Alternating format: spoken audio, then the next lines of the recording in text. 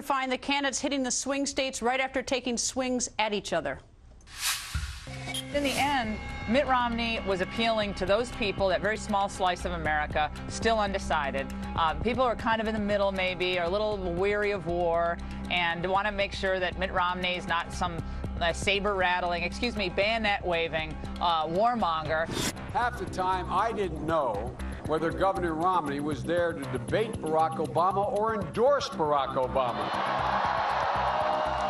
I mean, it was hard to tell. But I have a message for the good governor. Governor, you can't run from the truth. You can't run from your record. You can't run from your policies. By the way, this line about horses and swords or whatever it was, I mean, that's just snarky. That's just snarky. I never did that to the community organizer about his experience back in 2008. The point is that his ridicule of Mitt Romney was both unpresidential and, frankly, in my view, unacceptable. The truth is that attacks on me are not an agenda. We've gone through 4 debates with the vice presidential debate and my debates, and we haven't heard an agenda from the president, and that's why his campaign is taking on water and our campaign is full speed ahead. Before these debates, the general impression of Romney was that he wasn't too smart and that he was very stiff and that if he happened to be elected president, it would be a disaster. What you have after these 3 debates is that people feel whether they want to vote for him or not, that this is a qualified man, this is an intelligent man, and this is a man who we now don't describe as stiff and totally out of touch. President Obama has decided that his path to re-election is to distort, is to try and distract, to see if he can win this election by default. If you've come down with a case of Romnesia, if you can't seem to remember the policies on your website, if you can't even remember what you said last week, don't worry. Obamacare covers pre-existing conditions. We can fix you up. We can cure this disease. We saw Obama, the community organizer, last night. We saw a panicked, I think, Barack Obama. We saw a guy who I think knows he's in trouble in Ohio. And Obama, who appeared to be the challenger, not the leader, and not the incumbent. Romney owned that. And tonight, Governor Romney taking a big lead in a new swing state poll. According to the Rasmussen poll of 11 swing states, Governor Romney now leading President Obama 50% to 45%. Now, that is the biggest lead either candidate has held in 3 weeks. The poll, though, was completed before the end of last night's debate. Former Alaska Governor Sarah Palin joins us. Good evening, Governor. Hi, Greta. How are you? Very well. Your thoughts about last night's debate now that you've had about 24 hours to think about it? Well, watching the debate in real time, of course, it was a bit frustrating, trying to, I guess, vicariously live through Romney and answer some of those false charges, the many, many false charges leveled against him by our President Obama. And Romney, I think, just couldn't keep up with all the lies and the spin of Barack Obama, the mocking, the criticism, the arrogance, the petulant attitude of our president.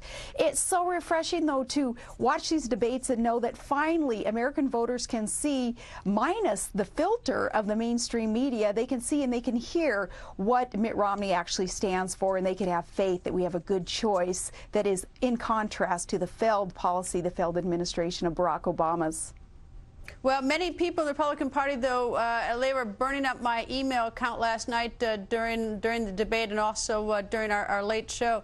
They were complaining that Governor Romney didn't challenge President Obama on the Libya situation. It was rather sort of a gentle passing, and everybody moved on. Your thought about that? Well, I think now, 24 hours after this debate, now hearing your breaking news about what happened in real time, the information that was provided to the State Department, to the White House via these emails on the Benghazi attack, I think that Mitt Romney perhaps would have a different approach to the answers in the debate last night. Why is it, Greta, that it's you, it's Fox News that has to break this news that on September 11th, those weeks ago, that our State Department did know in real time. 300 to 400 Obama administration officials knew that this Benghazi attack was a terrorist attack, and yet they went out there and they lied to the American people for weeks on end. Now, these 300 to 400 people in the Obama administration who received these emails in real time, knowing that this was an attack, they're friends with people in the mainstream media. They party with these people in the mainstream media. And it's not the mainstream media who's busting out the story, the truth on this. They've protected Barack Obama and his people in this administration, allowing this lie to be perpetuated, to continue for all these weeks, that this attack was due to some benign video that no one really has seen, a trailer of a video on YouTube. It's ridiculous, and I'm proud of Fox News for busting this story out anyway. Well, I should give credit. It was my colleague Chad Pergram, who was a Capitol Hill producer, who sent this, who just got these emails very late tonight and immediately emailed them to all of us. So Chad's the one who got them for us. You know, it is sort of curious, though, that, you know, this video story. I mean, I hate to be so hung up on something, but I really don't understand. You know, why? I mean, you know, why didn't he just say, "We don't know"? Why did he try to sort of deflect it and misdirect us to it? I just, you know, for the life of me, when something is, you know, is so important as to what happened on our property, the consulate, on September 11th, when they were watching it by the drones overhead. They knew the crisis was going on, and they come up with this video story when they knew right then and there that night in real time that a group they declared as terrorists on their own websites linked to Al-Qaeda. And they talk about this video, and they try to tell us that.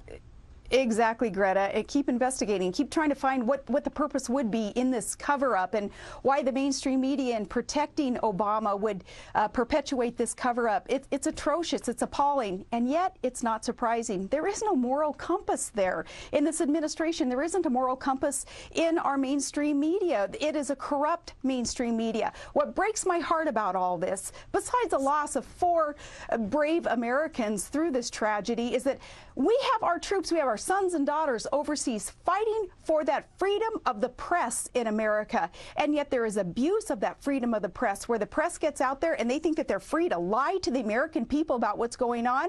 In the meantime, we have 6,000 of our troops who have lost their lives in Iraq and Afghanistan in these recent years, fighting to protect the freedoms here in America, our First Amendment rights. And it absolutely breaks my heart. Perhaps I'm the wrong person to ask to comment on such an issue when I have loved ones over there in war zones. And Greta, I just think it's absolutely appalling. This, more than anything else in the Obama administration, that they tried to pull the wool over the American public eyes until these emails came out tonight, trying to pretend like it was something other than what the facts show that it actually was in Benghazi. I wish the president would address the nation on this, because maybe I have it all wrong. I don't see it any other way, and I hate to think of our government lying to us. And it's like, because I can't figure this one, I can't figure out this video thing, and yet the evidence. I mean, I can't set it down. I mean, an email in real time. I mean.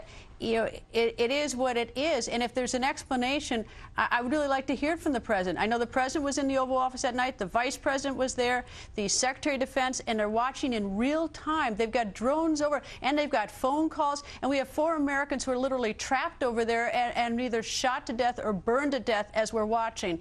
And, you know, this whole video story just simply is beyond me. But Greta, don't be surprised that this administration is capable of lying. Look at what Barack Obama even said last night. I mean, tip of the iceberg, the lies that he was throwing out there at Romney. He tried to claim that sequestration was just a proposal. It's a law. He says that sequestration ain't going to happen. Is he going to ignore the law that he signed? Is he going to ignore the Constitution and the people's will via their... Bob Woodward says the sequestration was his administration's idea. It was his hammer. They started it. They're the ones who came up with the idea. They're the ones who sold it to Congress. And now they're trying to push it off on Congress.